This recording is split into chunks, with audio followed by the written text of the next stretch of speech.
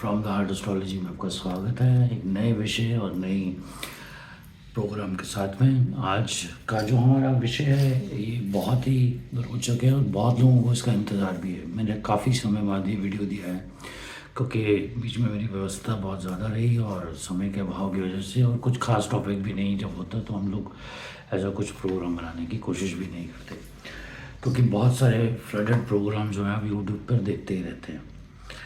आज हम जिस प्रोग्राम के बारे में बात करने जा रहे हैं, जिस बात के बारे में बात कर रहे हैं, वो हमारे लिए बहुत ज़्यादा अहम और इम्पॉर्टेंट हो जाती है कि दुनिया में जो घटित घटनाएं हो रही हैं, जितनी भी दुनिया में वॉर हो रही है या कुछ नेचुरल डिज़ास्टर्स भी बढ़ रहे हैं ग्लोबल वार्मिंग की वजह से, और आप क्लाइमेट अनसर्टेनिटी भी देख रहे हैं, तो उससे क्या होता है कि देशों की इकॉनमी पे बहुत असर पड़ता है। वॉर की वजह से लोग अपनी इन्वेस्टमेंट्स को लेके जो शेयर मार्केट में की होती हैं, मेटल में की होती हैं, किस तरफ उन्होंने करनी है, किस तरफ नहीं करनी है, उस तरफ बहुत ज़्यादा हवाव या किस तरफ बढ़ रहा।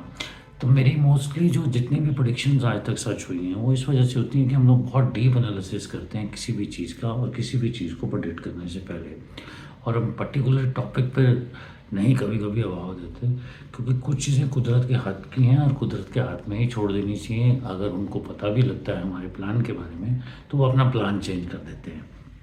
खैर ये गहराई वाली बातें हैं। हम फिलहाल बातों को करते हैं कि कौन सी ऐसी बात होने वाली है कि जिसकी वजह से हम प्रोग्राम बना रहे हैं। क्या ये सरकार रहेगी? मैं करंट एनडीए गवर्नमेंट की बात कर रहा हूँ, जिसके प्रधानमंत्री हमारे नरेंद्र मोदी जी नेतृत्व कर रहे हैं, और साथ में उनके अलाइज जो हैं वो इस गवर्नमेंट को सक्सेसफुली अभी तक जो है उन्होंने अपना 1 साल पूरा कर लिया है। देखिए, जब से ये सरकार बनी है तब से अनसर्टेनिटी तो कुछ ना कुछ रही है, कुछ ना कुछ कंट्रोवर्सी रही है, कुछ ना कुछ अपोजिशन के अटैक रही है, क्योंकि अपोजिशन पहले से ज़्यादा स्ट्रॉन्ग है। और इस बारे में मैंने प्रोडिक्शन करी थी, तो तब लोगों ने मेरे हंसी मजाक भी उड़ाया था कि आप किस तरह की बात कर रहे हैं, ये गवर्नमेंट तो 400 के पार जाने वाली है, जबकि बिल्कुल मैंने क्लियरली कहा था कि इसमें आ जाएगा। और ये मैंने तब कहा था जब राम मंदिर से पहले की बात है। आप मेरे पुराने वीडियोस को चेक कर सकते हैं। देखिए, दुनिया की अनसर्टेनिटी का हमारे देश पर भी बहुत असर पड़ता है, क्योंकि हम एक बहुत बड़ी इकॉनमी है और बहुत बड़ी पॉपुलेशन वाला ये देश है, और बहुत से भिन्न भिन्न तरह के लोग यहाँ रहते हैं, भिन्न भिन्न तरह की भाषाएं यहाँ बोली जाती हैं, और तरह तरह के धर्म भी यहाँ पर इस्तेमाल जो लोग हैं बना के रखते हैं, और उसके अंदर बहुत सारी बातें होती भी रहती हैं। अब अगर मैं इस गोचर की बात कर रहा हूँ, तो जब ये सरकार का गठन हुआ था उस समय जो है कि लगन जो था वो सैटर्न लगन था। आप स्क्रीन पे देख भी रहे होंगे हमारे जो हमने दिखाया है। और सैटर्न लगन के अंदर उस समय की जो स्थिति थी, केतु और चंद्र शरत में, उस समय की जो स्थिति थी उस समय सारे ग्रह जो हैं बहुत अच्छे तरीके से बैठे हुए थे। लेकिन क्या है कि एक ग्रह पर किसी ने शायद उस समय ध्यान नहीं दिया, वो थे मंगल, जो उनके षष्ठम घर में बैठे थे, और उनकी चौथी दृष्टि लेकिन क्योंकि चंद्रमा पे पड़ी थी, शायद इसको शुभ समझा गया। लेकिन चंद्रमा की दृष्टि जब मंगल के साथ मिलती है तो वो बहुत ही गजलक्ष्मी योग उसको कहा जाता है, या मंगल की दृष्टि चंद्रमा के साथ मिलती है। और 12वें घर पर भी चंद्रमा का मंगल की दृष्टि थी, और उनकी लगन पर भी उनकी दृष्टि थी। राहु पंचम में बैठे हुए थे, केतु जो है 11वें घर में बैठे हुए थे, सैटर्न उनके चौथे घर में थे और चेंजिंग मूवमेंट में थे। राहु भी उस समय चेंजिंग मूवमेंट में थे। सूर्य, मरकरी, वीनस और जुपिटर जो है सेकेंड हाउस में बैठे हुए थे। बाद में इनकी सबकी युति भी हुई, सब आपस में मिले भी, और बहुत सारी चीज़ें थी लगन के अंदर, ये देखने को हमें मिली भी। और उससे पहले फरवरी में भी ऐसी चीज़ें हो चुकी थी। तो मैं इस बारे में एनालिसिस इसलिए कर रहा हूँ, उस समय की जो महादशा चल रही थी वो सैटर्न की चल रही थी, जो अभी 25/8/2025 को ख़त्म हो जाएगी। और सैटर्न इस समय वक्री दृष्टि में है 2025 के अंदर, अपने ही नक्षत्र में 12वीं राशि के अंदर। तो गोचर में जब इस तरह की स्थिति आती है तो गोचर के अंदर उनकी जो स्थिति है, सैटर्न की जो स्थिति है, पंचम घर में हो जाएगी, और तीसरी दृष्टि जो है इनके सप्तम घर को देखेगी, जो कि इनके एलाइज का घर है।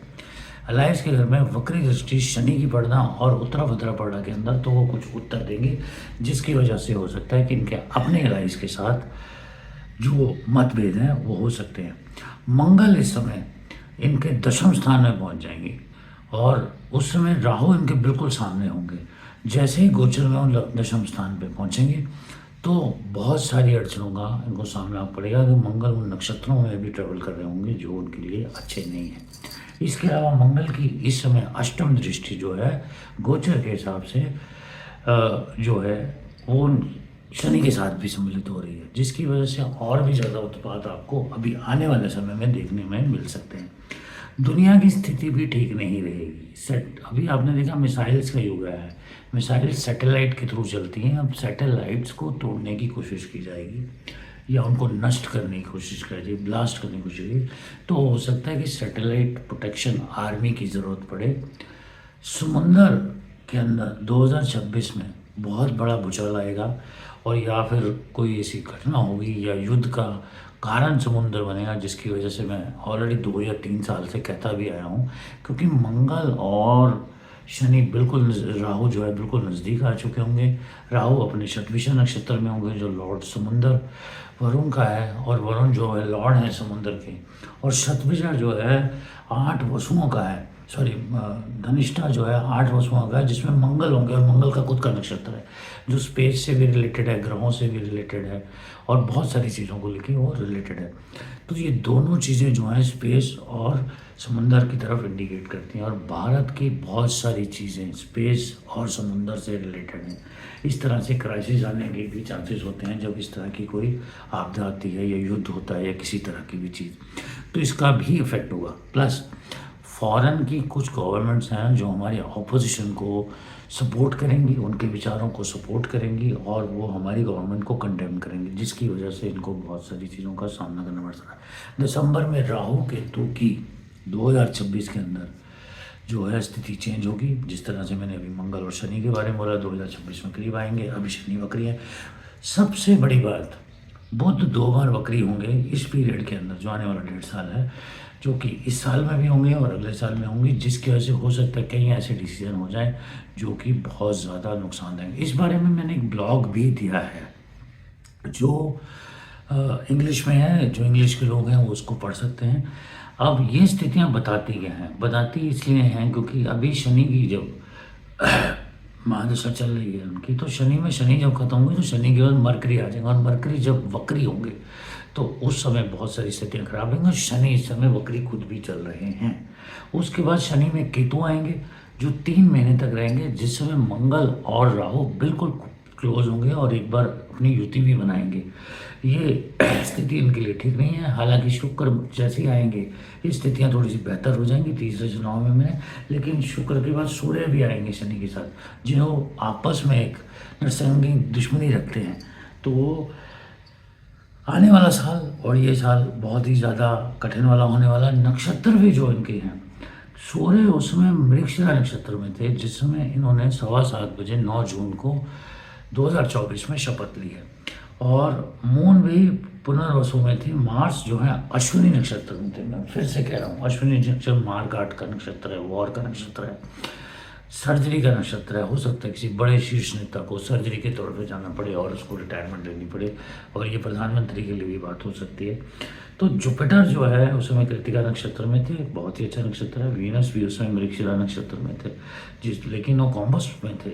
इसी वजह से वीनस की जो महादशा जब आएगी तो इतना ज़्यादा प्रभाव इस पर नहीं डालेगी। हमने इस समय ना तो बीजेपी की बात करी है, ना एनडीए गवर्नमेंट की बात करी है, ना यूपी गवर्नमेंट की बात करी है।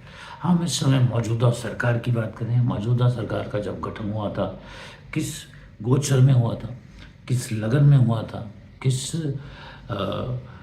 फल शुभ फल में हुआ था, अति फल में हुआ था, ये बातों को हमने गौर करते हुए उस कुंडली का निर्माण किया, और उस हिसाब से हमने आपको ये प्रोडिक्शन दिए। आने वाले 1.5 साल इस गवर्नमेंट के लिए, इस मौजूदा सरकार के लिए बहुत ही चैलेंजिंग है। कभी भी असमंजस की स्थिति जब देश में आती है तो उससे देश का नुकसान ही होता है, लोगों को कारोबार के अंदर नुकसान होता है, बहुत सारी चीज़ें रुक जाती हैं, प्लान्स रुक जाते हैं। खैर, मैं ऐसा कभी भी नहीं चाहूँगा, और मैं प्रे करूँगा कि मेरा देश हमेशा फलता फूलता रहे और उसके अंदर सुखमय वातावरण बना रहे। लेकिन आने वाले 1.5 साल इस सरकार के लिए बाहर के हालातों की वजह से भी और भी कई चैलेंजेस की वजह से बहुत ही कठिनाई वाले रहने वाले हैं, और उनके लिए संभल के चलने की ज़रूरत होगी। उनको सर्वाइव करना इस 1.5 साल के लिए बहुत ज़रूरी है, जो कि बहुत ही कठिन है। नमस्कार, गॉड ब्लेस यू।